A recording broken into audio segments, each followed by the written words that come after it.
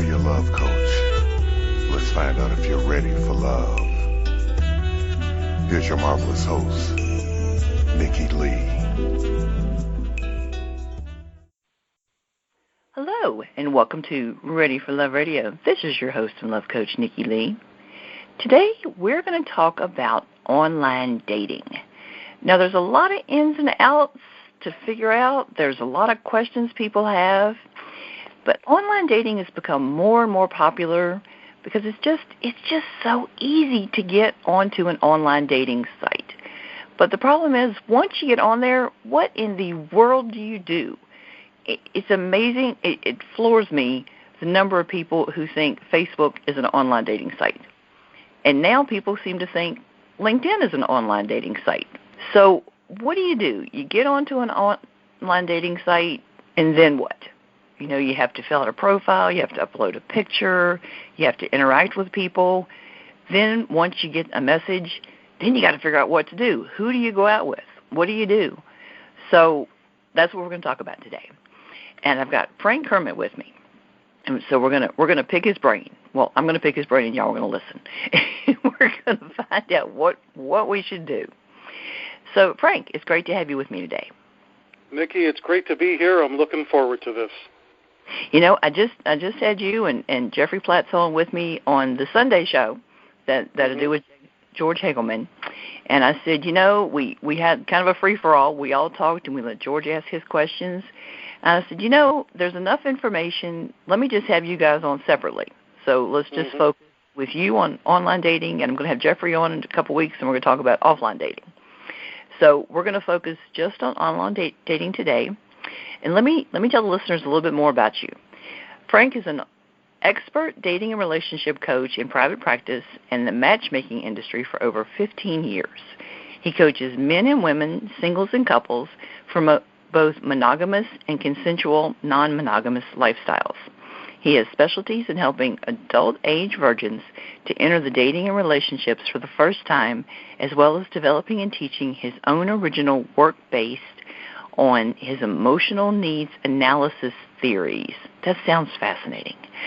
He's the author of over 20 books and 25-plus audio programs, and he coaches clients worldwide through Skype or telephone, and he appears regularly as a media correspondent for radio, print, media, and occasionally on television.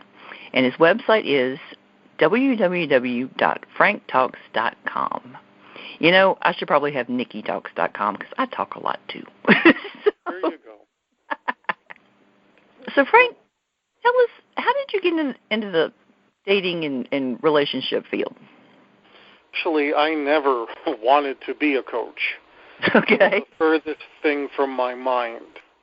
Well, here's basically in a nutshell, a lot of bad things happened. I got stood up at my prom. I lost my ex-fiancée to one of my best friends. I hung out with a girl for 2 years who insisted her and I could never date because we were too different race, religion, culture. And then one day she announced that she's getting married to a guy that I didn't even know she was dating. Oh, wow. Who was just like me, a different race, religion, and culture. Okay.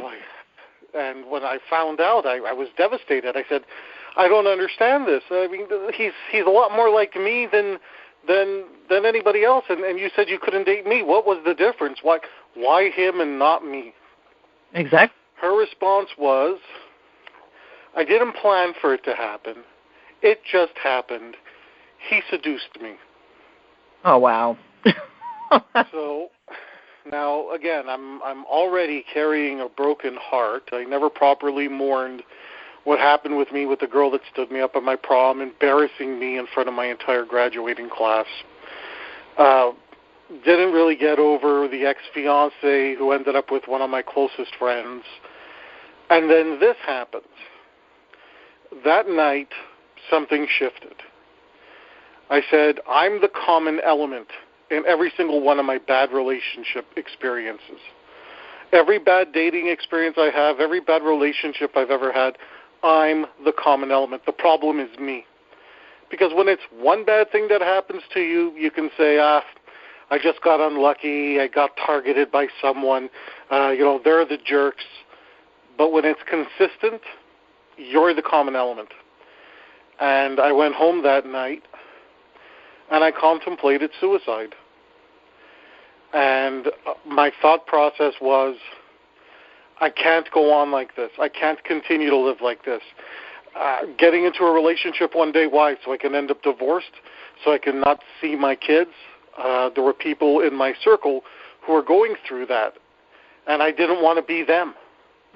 And I knew that's exactly what was going to happen to me if I didn't figure this out. Right.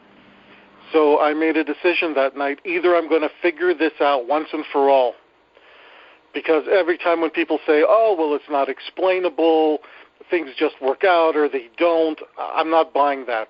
There has to be a reason. People were really saying that to you? Well, when I was trying to ask, like, why did my ex-fiancé end up with my then best friend and not with me? Why did this girl choose this other guy and not me? They didn't know what to say. Right. You know, they're saying, well, things just don't work out. You know, it's just the way things happened. It's your destiny. It's your karma. They couldn't give me a concrete answer as to what I was doing wrong that would either attract a girl and then repel her, or I couldn't attract a girl at all. I was told things like, well, you know, if you lost weight, you wouldn't have a problem. Well, that's not true, because I had friends that were bodybuilders and they had screwed up relationships too. So you can't give me that. Right. That's not an answer I'm going to accept, because there are people who are a lot less attractive than I am and are able to make a relationship work. So there has to be some kind of formula, a secret, something. So that night I decided I'm either going to figure this out or I'm going to kill myself, because I can't go on like this. I can't continue living like this. It became my number one priority, going to school, further advancing my career, all these other things just stopped being important. I was in too much pain. And I spent the next 3 years trying everything, trial and error, journaling everything. Right. My goal was to just, so if somebody says, show up and bring flowers to a date or a girl you like, I would do it, and I would document exactly what would happen. So let's say, there's that girl that works in the food court that I like, and we've had some nice interactions. I'll show up with some flowers, because I read somewhere that would be a good thing to do. And then immediately after that experience, I would document the conversation, document what happened, the reaction, and so on and so forth. Until finally, after 3 years of trial and error and looking for patterns in everything I was documenting, I ended up with my first lover in 5 years. Okay. And then I said, okay, how did this come about? Right. So I looked at all the things that I had done that she had responded to. And then I said, okay, I'm only going to focus on these set of behaviors. And I ended up with, my first lover in 5 years, and within 6 months, I had 5 lovers and girlfriends, dating them all at the same time in an open relationship, ethical. They all knew that I was seeing other people. Right. So I kept practicing and learning these patterns of behaviors. And then, I would do something with one girl that I was seeing, and then I would attempt that same behavior pattern with the other 4. And I would continue to document all this. Right. And just through trial and error and noticing what worked, what didn't, I came up with my emotional needs analysis theories. That women have a set of emotional needs. When they're addressed, they will respond positively. When they're violated, they will reject. Interesting. So I started to apply this theory to long-term relationships. Why is it that a couple falls in love, gets together, and they're going really strong for a few years, and then a few years later, they're no longer in love? What is going on there? And I applied it there, and I saw, so at the beginning of the relationship, the emotional needs that existed were addressed, and over time, either the emotional needs changed, or people were not addressing each other's needs as time went on. And this just opened up a fascinating world for me. So you were doing your own little sexy case study. I love it. This is exactly. So cool. I love it. It was a therapist told me I was using what's called an experimental learning model. Right. Now, here's where I got into coaching. once I'm dating more women, and after my initial stint of having 5 lovers at the same time, I would date a girl, things would go on well, but I wouldn't just date her because I was still in this mode of experimentation. Some of my friends started to notice that I went from never getting a date to never being able to spend time with my male friends because, sorry, dude, I can't. I got to see so-and-so on Wednesday. I got to see so-and-so on Friday. Thursday night, I have to rest. And so they started asking, yeah. So they started asking me for advice. And then I would give them advice, and they'd start getting better results. And then their friends were saying to them, hey, like, what are you doing? How'd you figure this out? Oh, go talk to my buddy Frank. Well, it just got to the point where all these friends of friends were asking for my advice, and I was getting annoyed because I was spending all my free time helping out all these guys, and I was happy to do it, but I was losing time. I didn't have enough time to date the girls anymore. Right. No, that's a problem. That's a big problem, and I wasn't getting paid for it at the time either because right. I didn't even know this whole coaching thing was a possibility. So I decided I'm going to write a book because I'm tired of telling the same stories over and over and over. I'm going to write a book. I'm going to release the book. When someone wants help, I'll say, go read my book instead. It's more detailed. My books were my journal. Right. And I figured they'll go to the books and they'll never bother me again.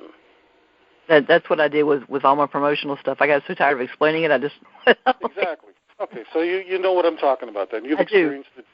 Well, the opposite happened. They would go get the books, and then they would come back for even more detailed questions. Yep. And the detailed questions turned into specializations. Mm-hmm. I found that a lot of the guys coming to me were adult male virgins in their 20s, 30s, 40s, even 50s.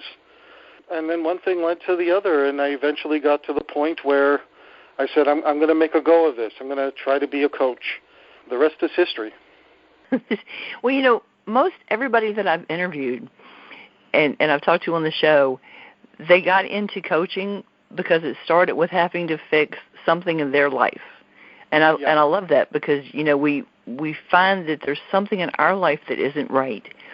And then that's what drives us to find a solution for ourselves, and then it evolves from there into helping other people find solutions in their lives.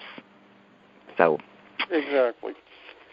I think that most coaches, at least the really good ones, we all start from a place of real pain. Right.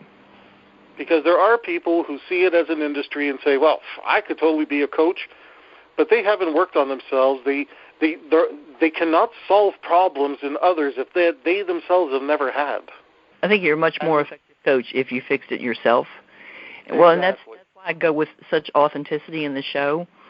And it's like, this is what I did in my life, and this is what I fixed, and this is what I'm sharing with you, and this is how I can help you. So, yeah, completely agree. This is the difference between coaching and practical therapy. Therapy is more about going to the heart of the matter, where this problem originated, usually from your childhood or some trauma or core hurt, and then working on that. Well, and so many of the coaches, and this is one of the first things that I realized when I was working with Dr. Ava, so many of the coaches have a niche. They have like a specialty that they focus on, and that comes from whatever it was they had to fix in their life. We all deal with relationships to some degree, but our focus is normally kind of more narrowed down depending on what we were trying to fix specifically in our lives. So I love coaching. I never even realized there was the option of having relationship coaching until I met Dr. Ava, and I'm like, well, this is an awesome thing to do. So I think it's an awesome thing to be able to offer to people. Okay, online dating. And like I said, online dating is a huge industry at this point. It's a huge option for people. But there's a whole lot of people out there that don't really understand how to do it. So we're gonna offer them some practical suggestions on how to do it and how to do it better. How about that? Where do you want to start? Okay, let's start at the beginning. If you're going to get on an online dating site, what's the first thing you need to consider? The first thing you need to consider is what it is you do and do not want. Okay. And this sounds fairly easy to ascertain, but it's not. It's actually a very challenging question. Because, look, what does everybody want? Oh, I want somebody who's nice and that I'm attracted to and who's going to do things with me and who's going to be basically a good person, someone I can rely on, someone who's going to be there during the bad times. Well, that's what everybody wants. Now, those are wonderful, vague, overreaching items, okay? And there's nothing wrong with that. But you need to get specific. You need to ascertain, are you willing to date someone who's in another city? Or do you only want to date people within the city limits that you're in? Because when you're talking about online dating, you really do have the option of meeting people around the country, around the world. I was going to say around the world if you want. Then you have to figure out some of your own personal goals. If you have a specific goal, such as, I'm looking for a serious long-term relationship with the possibility or with the aim of having children, your search is going to be very different from the person who says, I've already had my kids, I'm not looking for anything too serious, I'm open to it if it comes along, but right now I just want to go out and have fun. Right.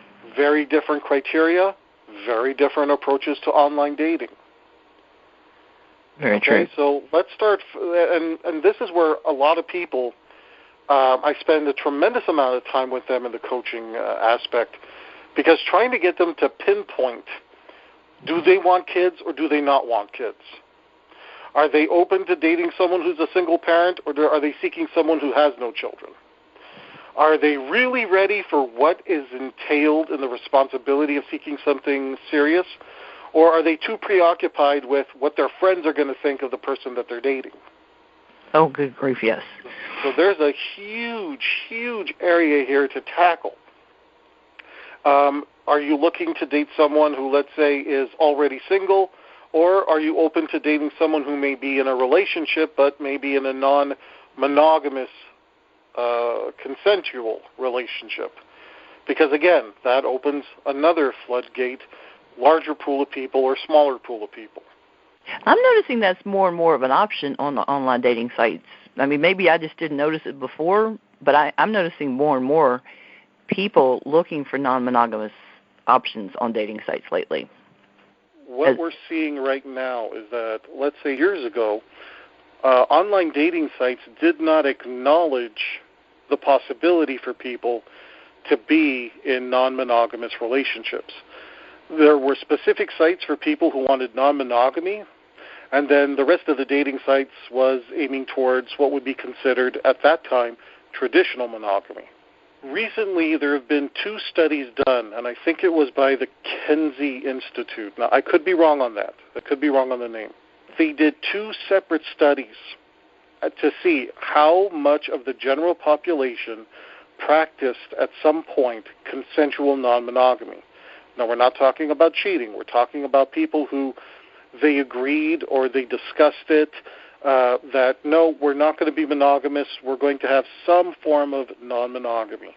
That covers everything, from married couples who engage with other people sexually, people who are polyamorous, where they get into both sexual and emotional relationships with someone other than their primary partner, to singles who don't want to just date for 3-4 months and then feel that they have to be monogamous with someone, who want the freedom to date others until such a time as they meet someone that really inspires them, or they say, that's the person that I'm willing to give up everybody else for. Right. Turns out that both studies revealed that 21-point-something% of the population actively practices consensual non-monogamy. So I actually heard higher numbers on some of these sites. But okay. Some of the sites may have a larger percentage of people saying, I'm looking for something non-monogamous. What that may be including is people who want to start off as non-monogamous but not continue as non-monogamous. Okay. So they might want to start off by saying, look, we should be dating about 9 months before considering monogamy to make sure that We're not just settling for someone because we think we have to or can't find someone else better suited. Right. And then there are those people who want consensual non-monogamy as an ongoing relationship structure. Right. So you've also got an entire generation right now of young people who grew up watching their parents, some of them getting divorced, some of them having very bad breakups, watching their parents go through a string of partners over the course of the years. And these young people are saying, whoa, before I get serious with anybody, they grew up in an environment where they haven't seen a real example of a serious, long-term, successful relationship.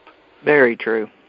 So they're not necessarily hell-bent on finding that one monogamous relationship if they themselves haven't seen an example of how one can work. Yeah. There are quite a few people that have just never seen that kind of thing, so they don't really know what they may not even recognize it if they saw it. So, okay, so when a person is creating an online dating profile, there seems to be, if you go onto one of these sites and you look around, there seems to be some confusion. What, from an expert perspective, and this should be a simple question and answer, but it's just not if you go on these sites. What should go into an online dating profile? Okay, the first thing we got to look at is you want to put in key points that are must-haves. Leave out your preferences. Leave out your preferences. Okay. So why do you leave out your preferences? Because a preference is something that's negotiable. Your preference is not a make-it-or-break-it deal. So I'll give you a personal example. I have asthma. Okay. I have sleep apnea. Okay. I cannot live with a smoker. Okay. I can't. It's detrimental to my health. I don't have anything against smokers. I have friends who smoke, but they know that they can't smoke around me. I'm already struggling to breathe as is. Okay. So if I was going to write an online dating profile, I would mention I can't be with a smoker for health reasons. Okay. Now, let's say someone does not have the same health condition I do. That, they prefer a non-smoker, but if the person smokes, it's not like they're going to turn that person away. For me, a non-smoker is a boundary. It's an absolute. I'll put that in my profile. For the other person, where it's not an absolute, it's a preference. Yeah, I prefer a non-smoker, but it's really not that big a deal to me. It shouldn't be in the profile at all. Okay. So that's the first criteria. Okay. Yep, I get that. Okay. Number two, if you have something very specific that it has to be there. So it could be something like, I work in a certain type of industry where I work on a swing shift, so sometimes I'm working nights. So I need somebody that can handle being alone some evenings when I have to work. Now, that's a pretty serious thing. You're not in a position to change your career at that point. Maybe you really enjoy your career. But what you're really saying is, I need somebody who isn't going to be difficult in supporting my lifestyle. Okay. So something like that should go into an online profile. Okay. Now, here's the key element that the majority of people miss, especially young people. Because in the young people I've coached, it seems that this one element is completely absent, whereas with people who are a little bit more mature, they know that they want to attract and entice someone. Okay. Talk about what you're offering. What's in it for the other person? It's that amazing. Is so absent. Yeah, it's amazing that people don't do that. They say what they want, but not what they have to offer. Exactly. So what would dating you be like? What would a first date be like? Don't assume that the other person is going to know the answers. It's no one's obligation to read your mind. It's no one's obligation to read between the lines of your profile. Okay? So talk to me about what a first date with you would be like. A typical first date with me. Well, the first thing I would like to do is that I'd like to go out when the weather is nice. It's the summer right now. I'd love to have just a picnic in the park. And specifically, we'd go to the park by the mountain. And then after a nice little picnic in the park, we would take a drive up the mountain and go to the lookout area. And then we would go to the lookout area as the sun is setting. And it would give us a chance just to talk and to be alone. And then if we, there's lots of activities that we could do up in the park up by the mountain. And then if things are still going well and we want to spend time together, there's this great little restaurant just down at the foot of the hill. We would go there, and it's a beautiful candlelit restaurant. And assuming that we still like each other and we still want to continue on with the date, it would be a nice way to cap off the night with a romantic dinner and have a nice little coffee with some music playing. Okay. Now, I've just described what a first date would entail that I can offer. That puts it in the mind of the other person. Oh, there's something in there for me. It's not just about what this person wants from me. It's about what this person can give me, too. I like that. And like I said, a lot of people don't include anything like that. No, they don't. They basically say, this is what I'm looking for, and here's a couple of points about me. Well, you have an opportunity in your online profile to really wow someone. And it's hard enough to get people's attention. Because people are just scrolling through profiles upon profiles upon profiles.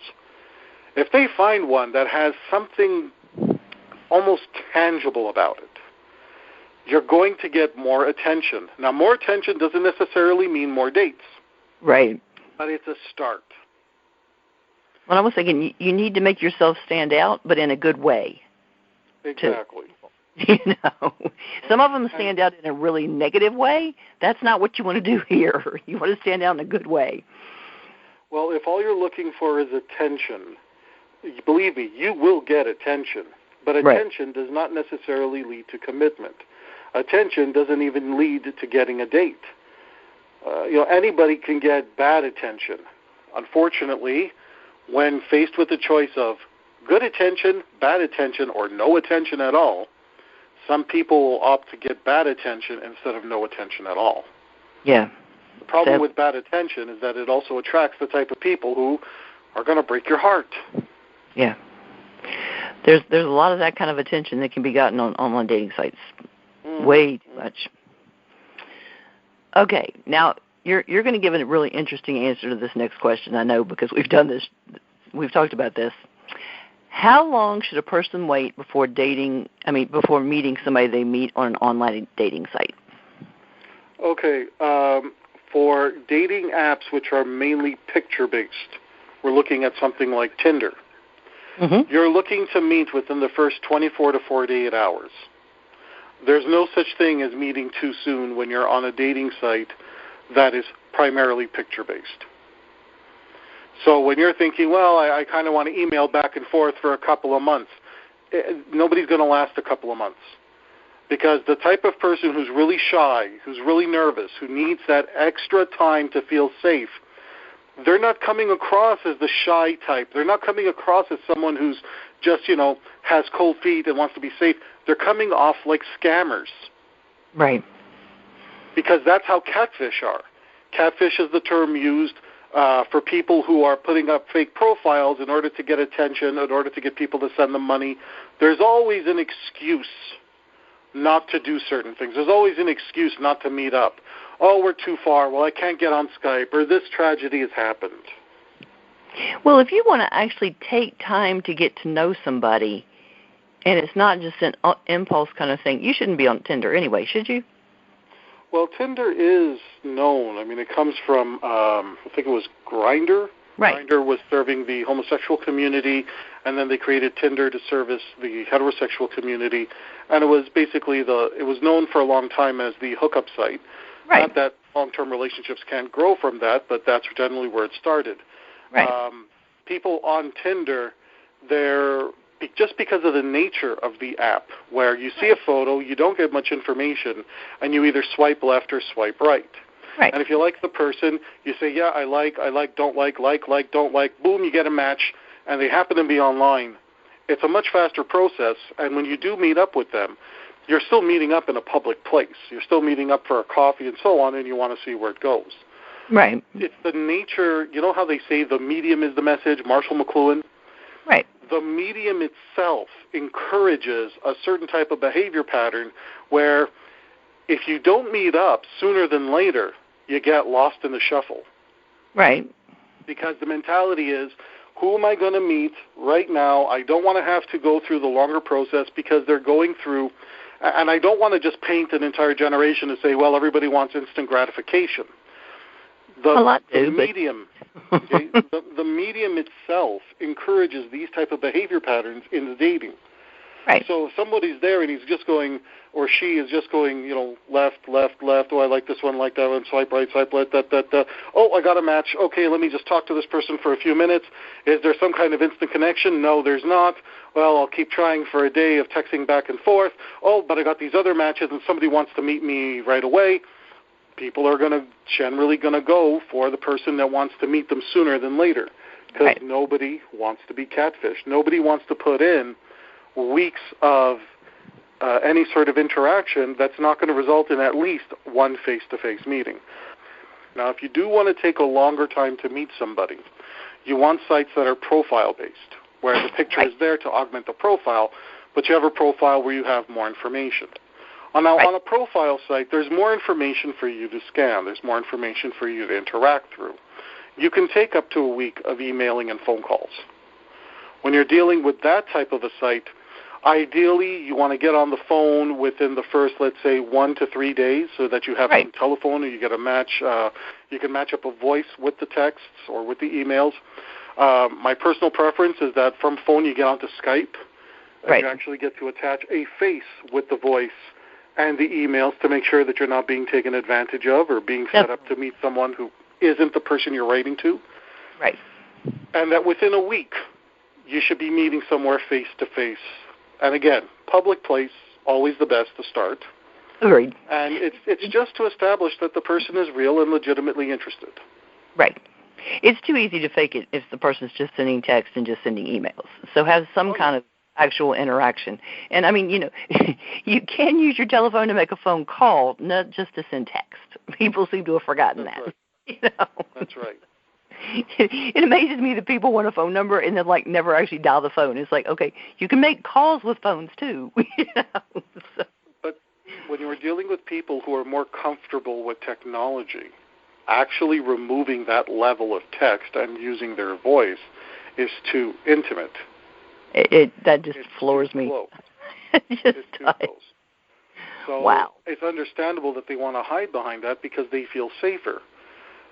People can't read your tonality. Right now we're doing a podcast, and people can only hear our voices. They can't see our faces. But through our voices, we can communicate our tonality. We can communicate emotion. We can communicate things that are not verbal. Through text, you get to hide behind another level, so you don't have to feel that you're putting yourself out there. You can take your time and say, I'm going to start typing this, and, oh, you know what, I'm going to erase this, and I'm going to reword it. You can't really do that when you're on the spot and talking. That's why I want somebody on the telephone. Say, nope, this is the number, dial the phone.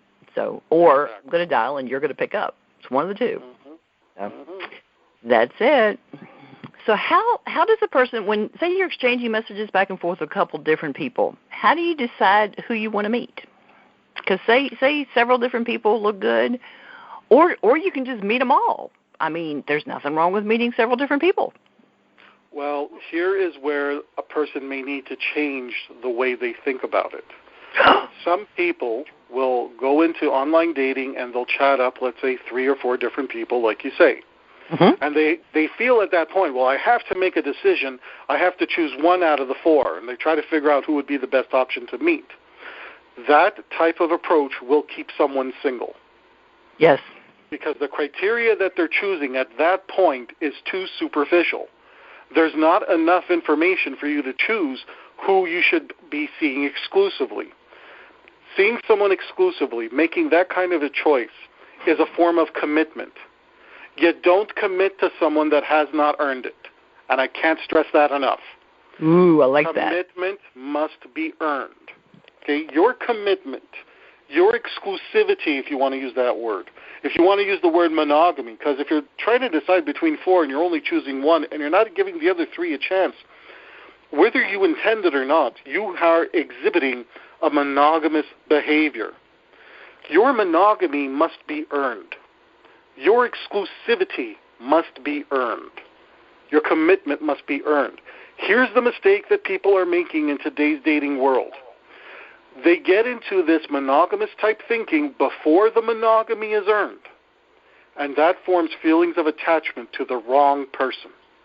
Because when you behave towards someone as if you're committed, you will start to feel as if you were already committed.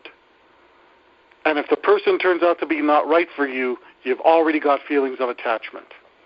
That is the mistake in modern dating. People are acting as if they're committed before the person has earned it.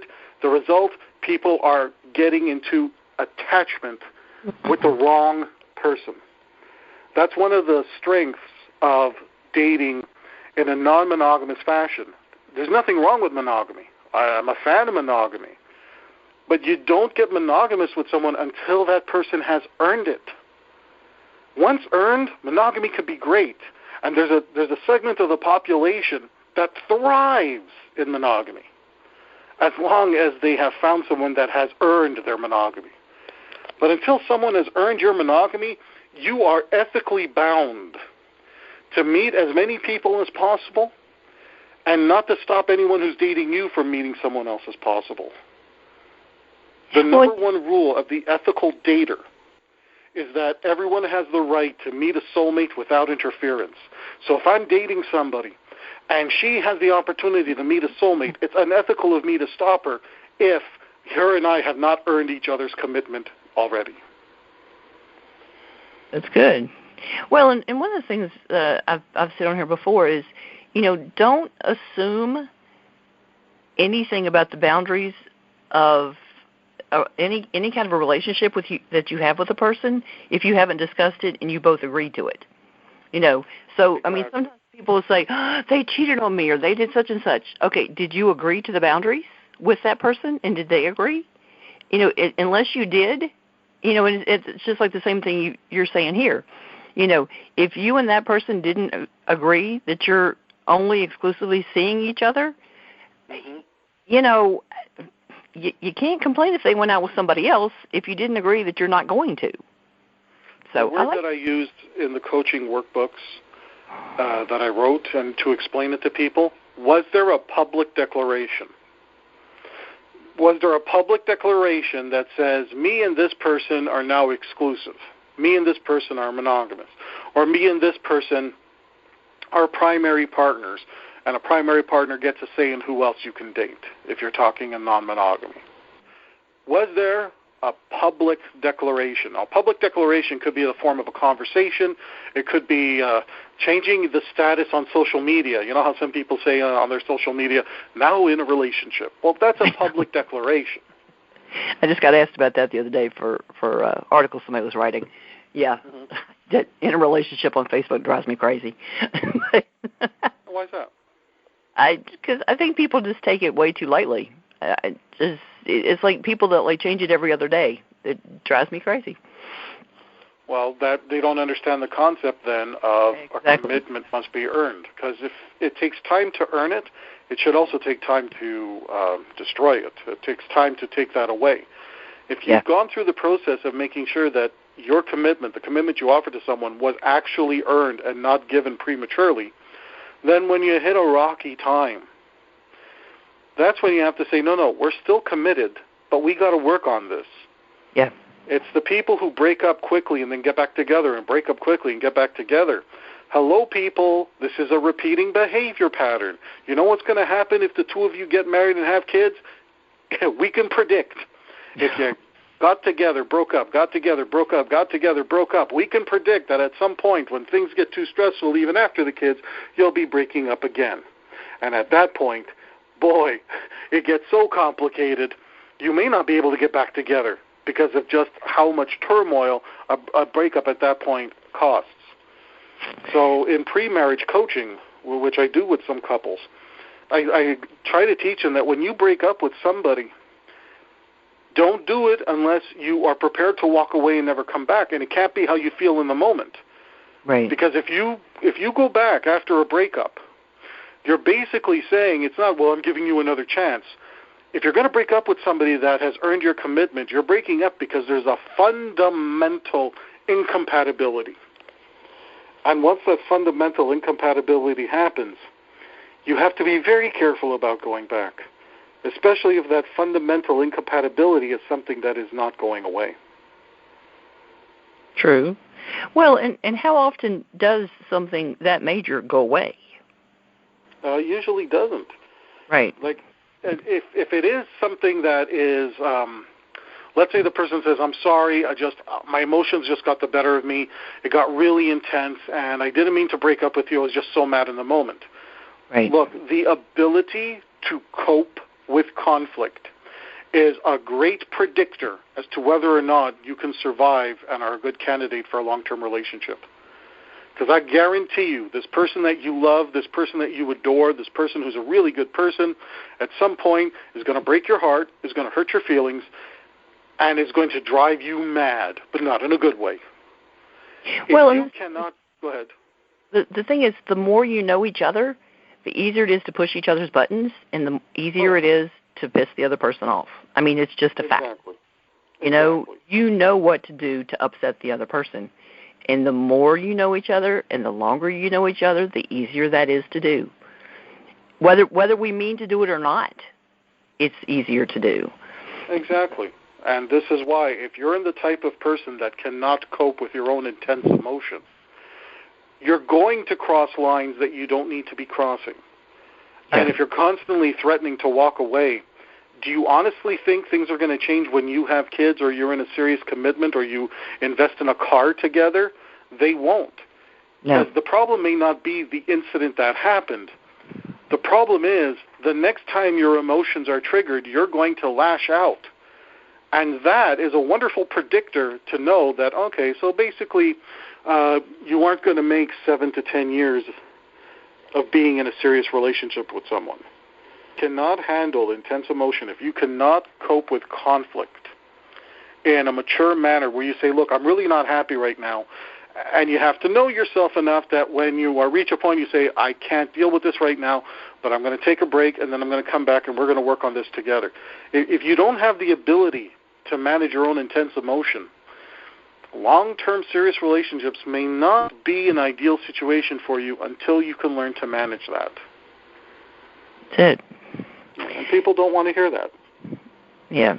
We need to be ready for such things. Kind of like the name of the show, Be Ready for Love. There was a logic behind it. And if you spend a lot of time getting yourself ready, when it finally does happen for you, it's going to be fast, it's going to be efficient, and it's going to fit in with what we hear, those stories of, I saw the person and I just knew. Yeah. And this is going beyond lust. It's no, you picked up on a vibe and you knew. Yeah. I worked on myself for about 10 years before I met my wife. She worked on herself for a number of years because she went through a personal catharsis as well. And when we met, we both knew exactly what we were looking for. We knew ourselves, that we knew that, okay, here's the line. This is okay, but this is not okay. And we were very clear, very specific. We met after about 3 days of chatting online. We met in person. Our first date was 36 hours. Hour 26 is when we decided to get married. And it's been 10 years now and a nice little family. And we're still plugging away at it. That's good. It's not to say that everything's been perfect. I mean, we fight like everybody else. We're human. We each have our bad days. We each have our personal crisis that we've had to go through.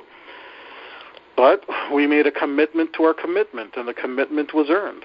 Even though we said, okay, like this is it. This is the person I want to be with. We spent a year before we got married just testing each other and making sure that, okay, this commitment that I want to offer here, this is legit, right? I'm offering it to somebody who continually earns it, and we still continually earn it. Right. Big things and the small things, we still continually earn that commitment. That's the thing. Don't think that just because you earn that stops. No, it doesn't. It's an ongoing process. You don't stop having to earn it. It's just like any job. There's no such thing as tenure anymore. If you stop doing the job that you're supposed to do, you're not going to keep that job. You could have been at that job for 19 years and figure, well, they're not going to get rid of me. Well, if you stop going in and if you stop making an effort and the work suffers and it starts to affect your coworkers, 19 years or not, exactly. you're back to the unemployment line. And the same thing happens in a marriage. This is where my emotional needs analysis comes in. Emotional needs are met at the very beginning of the relationship. 19 years in, there was love there. There was a family there. There was something going on, and the emotional needs have stopped being addressed. Well, if you stop addressing your partner's emotional needs, or your partner has stopped addressing your emotional needs, it's a little bit more challenging to still be willing to stick it out and stay committed. Right. That's it. That's like the people that have been married for years and are like, well, I just don't have time for my partner anymore. But, when the kids are grown and they're out of the house, then I'll focus on my husband or wife again. It's like, no. Well, at that point, they're not exactly as motivated. And unfortunately, people who think that way never communicate that to their partner. Don't assume that your partner is thinking the same thing. It's no one's obligation to read your mind. Very true.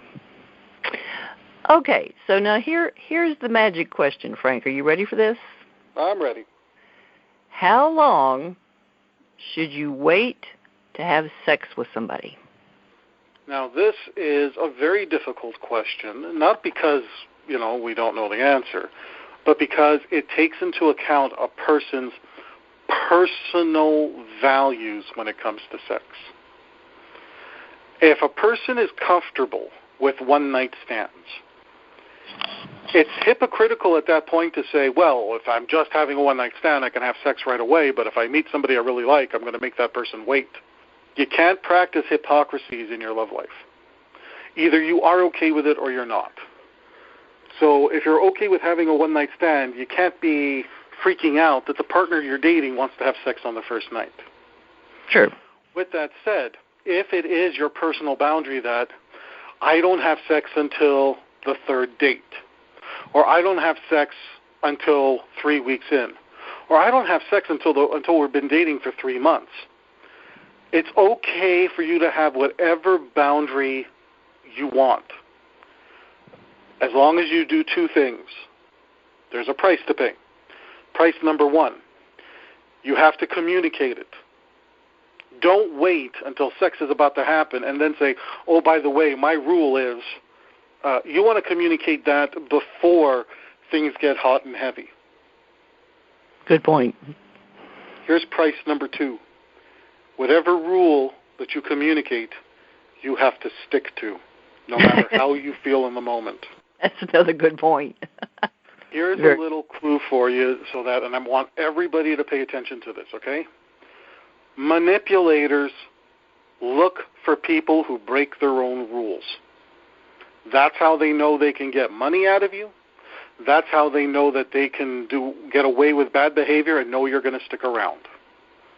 Right. If you break your own rules, they know just exactly how to fish you back in.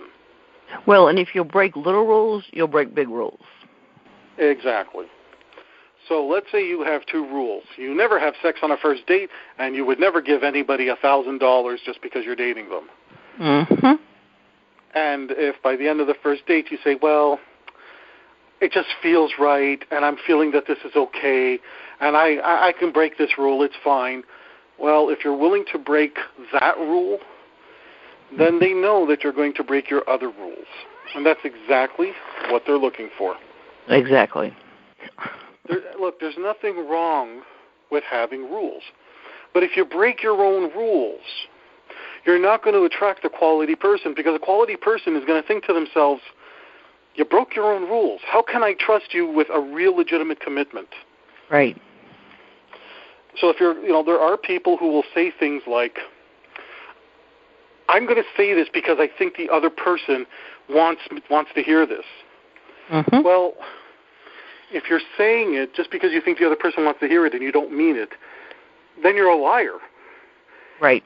And anybody who's just looking to have some fun won't care. they won't care because they're just out to have some fun. Right. But somebody who's legitimately a good relationship candidate, who's looking for something long-term, if they know that you're going to break the small rules, then they're not going to trust you with the big ones. The saying, we teach people how to treat us, is very true. We make it really clear what people can get away with by what we do. So if we tell people we will not do something and then you turn around and do it, they're like, well, all righty then, check that off. So what about the pictures that we use on online dating sites? Because there seems to be a whole range of ideas about what pictures should be used. Okay, I can tell you that based on some of the studies that were done on what would be considered a more attractive photo, I'll give you some general guidelines, okay? Okay. For men, smile less. Don't exhibit a happy face. Exhibit an emotion of pride. If you can communicate pride, show that you're proud, that you're honoring one of your accomplishments with your facial expression, that has been deemed to be found more attractive by women. Okay. Okay. For both men and women, you want to take a profile pic from the left side. That seems to be the more attractive one. Okay. Women are encouraged to smile more than men, to look directly more into the camera, and according to the studies, it always helps to show a little bit of cleavage. That's a little bit. Yeah.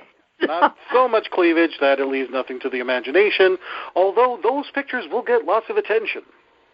Yeah, we talked about that earlier. Depending on what kind of attention you want. Don't be like having the camera fall down your shirt. That's not what we're talking about here. For men, going back to men, we want, again, more from the left profile. When a man is exhibiting that sense of pride, it comes across as confidence, and he should not be looking directly into the camera, but just off camera. Oh, okay. Now, this study was done by a matchmaking company when they would take photos of their clientele and then rate them as to which one would be found more attractive or less attractive. I had one client who was not part of the matchmaking company, and I gave him the advice, this is what the studies say about the photos. He took a series of photos, some that followed the advice, some that didn't, and then he posted them to one of those sites where people can rate the photos. Right. I don't remember the specific one, and I don't want to endorse those websites right now. But apparently the studies seem to hold true. He wrote me back and says, Frank, these pictures got the following ratings as being more attractive, and these got less attractive.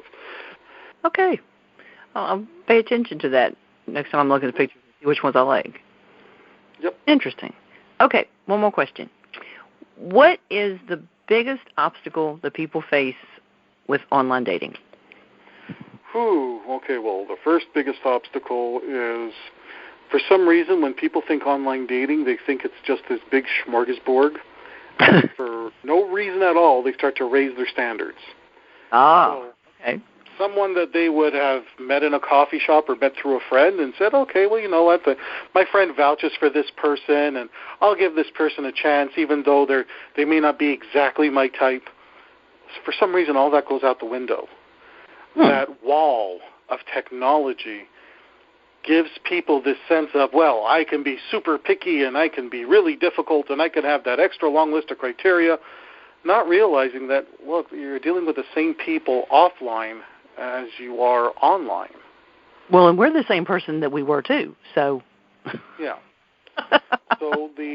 So generally speaking, if you're going to date online, stick to your boundaries, eliminate your preferences, and don't automatically assume that because you're online and you see a bunch more pictures that, well, there's more people here, so I got to raise my standards. Because a lot of those people you're looking at probably aren't looking at you. It's true. Again, people don't want to hear that. Just because they're there doesn't mean they're going to be interested in you. Okay. Yeah. Or me. The next obstacle is that online dating may require you to make the first move. True. Now, if you're the type of person that, you're getting all kinds of attention offline, well, if you're getting that much attention offline, you may not be bothering to try yourself online because you're getting more than enough attention Some people in that case go online because they're looking for something more serious, and in the offline world, they're just getting offers for casual sex. That's another possibility. But generally speaking, you have to be willing to make the first move. If all you do is create a profile, put up a great picture, and sit there and wait, you're going to end up alone. You have to be just as active as the people who are making a move to try to be with you. And remember, that person that you are reaching out to, they may be bombarded by a lot of people reaching out to them. So just because you say, well, fine, I'm going to sum up the courage and I'm going to reach out to these 3 people, and within a week, those 3 people haven't answered back. Well, it's just not working for me. Well, no, it's because you're taking an online mentality saying, well, I'm only going to choose this tiny group of people and work these through before I move on. No, you got to meet and reach out to as many people as possible, and the first person who says, let's meet up for coffee, wins. Right. Exactly. And that's why even with other forms of dating sites, you're not there to just keep it dragging on for months at a time. You want to meet the person face to face, if for nothing else, if for no other reason, than to find out that you don't connect and to eliminate them from the pool of candidates. It's a screening process, folks. Exactly. Third biggest obstacle that people have with online dating, they hate the process. They hate dating. They hate having to meet someone. They hate having to tell their same stories all the time. And the novelty of it is worn off. And you go in there with so many hopes, and your hopes are crushed when the person you meet just isn't the person that you're going to end up with. Right. And it's hard to stay positive. And believe me, I completely understand that. It's incredibly hard to stay positive. Because you go out there and you're putting yourself out there and you're being open to it, and sometimes it takes years to meet somebody really worthwhile, somebody that you really connect with on such a deep level that just makes your life a little bit more enjoyable, a little bit more tolerable. Right. That's what it takes. Okay, that's what it takes. Well, it takes effort. Exactly. And my advice is learn to fall in love with the process. Learn to find something about first dates that you enjoy. Learn to, even when the date doesn't go well and you say, look, I want this for my future, you want something else for your future, we're just not compatible. And if you're not interested in even being casual lovers at that point, go and, become a matchmaker yourself. You say, look, obviously you and I are not connecting here, but how about we set up a double date? You set me up with one of your friends, I'll set you up with one of mine. I mean, what have you got to lose? Your goal is to have fun in meeting people. The goal is not to have fun. The goal is to meet people, but having fun is a way to do that. So if you meet somebody, you go on a date and you say, there's just nothing here. But you're a great person, because if you weren't a great person, I still wouldn't be talking to you. That's right. So, look, you might have a friend that you can introduce me to. Let me find one of my friends I can introduce you to. Let's try a double date, but, you date my friend, I date your friend, we'll see if we connect. And you have to be open to those type of ideas. Awesome. All right. Well, I'll tell you what, we're actually out of time. Oh. I know. Time flies when you're talking dating. Breaking my heart. Nikki, you are breaking my heart. You are truly breaking my heart. I know. But, we can't share everything. Well, listeners, we hope that you've gotten some good information. And there will be a replay on my website, so you can take a listen again and see what you missed, if you missed anything, or you can share with your friends. And, Frank, I appreciate you coming back so just you and I could talk and share some information between us. Listeners, I hope that you got some great information out of here, and we answered some of your questions about online dating, because, like I said, I know people have lots of questions about how to do it and how to do it right. And, listeners, I'll see you next time on Ready for Love Radio.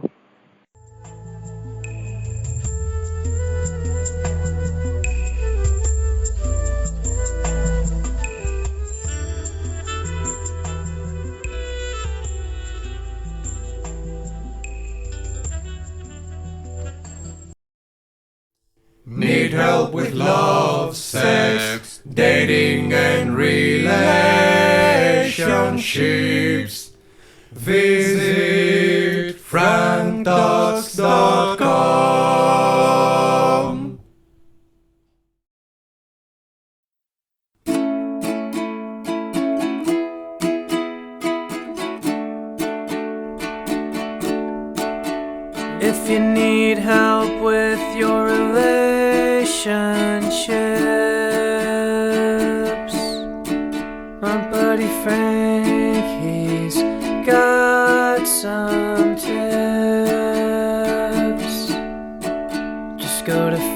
franktalks.com. His advice is better than your mom's. He knows what you're going through, 'cause Frank has been there too. So log on to franktalks.com. franktalks.com.